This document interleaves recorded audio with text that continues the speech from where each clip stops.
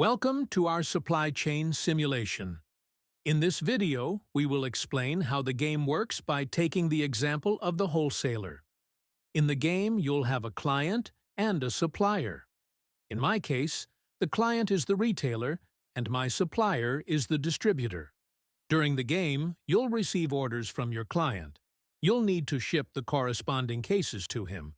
In the same way, you'll send orders to your supplier and you'll receive cases from him. Your goal is to decide the right quantity to order from your supplier so that you have the right stock level to meet your client's demand. Be careful not to have too much stock, as this will generate costs. But if you don't have enough stock, you'll fall into back orders, which will also generate costs. So how do we play? Every week, you'll see an animation with the exchanges happening for your role. In my example, on week 0, I just received 4 cases from my supplier. Also, my client ordered 4. Because I had enough stock, I managed to ship these 4 cases to him. I started with 8 cases in stock. I received 4 and shipped 4. So in the end, I still have 8 cases in stock. Each case in stock generates $0.5. So this week, my cumulative cost increased by $4.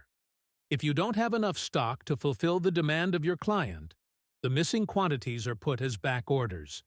These quantities need to be fulfilled. Your client will be waiting for them.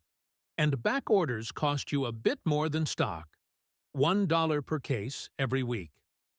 After the animation, it is time for you to decide how much to order to your supplier. Note that the delivery takes 2 weeks, so an order on week 0 will be delivered on week 2.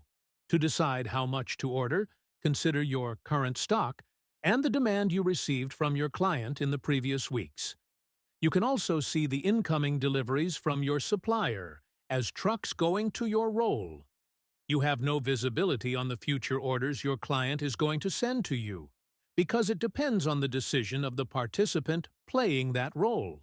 You are not allowed to communicate with the other players. So try to estimate the future demand based on the previous weeks and try to maintain an adequate stock level in order to minimize your costs. As an example, I will order 4 for week 0. Once all the players have validated their order, the game will move to the next week automatically. If a player is missing, his role is played by the computer. You can see the current week at the top of the screen.